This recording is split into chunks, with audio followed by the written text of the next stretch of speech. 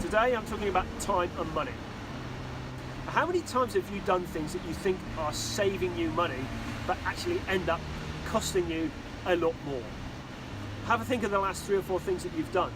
Just write them down a minute. Which of these could somebody else have done better, cheaper, quicker than I actually ended up doing myself? And so today we're looking at time and money. Which is the greatest commodity?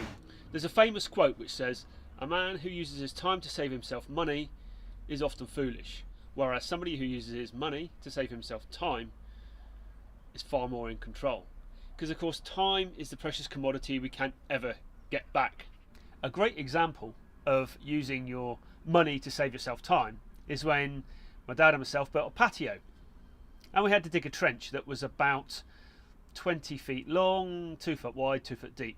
And Dad said, "Oh, you'll be able to dig that out over a weekend." And I thought, it's a little bit more than we probably think. So we made a few calls. I got a pal of mine who's got a digger. He came in, dug the trench out in about an hour and a half for a cost of about £40 to £50. Saved me probably 3 to 4 weekends of back-breaking work. Of course, I don't always follow my own advice.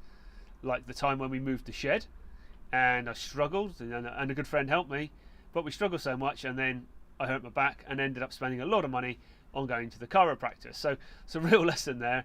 Do what you can do. Make sure that you're the one who's best at doing the job.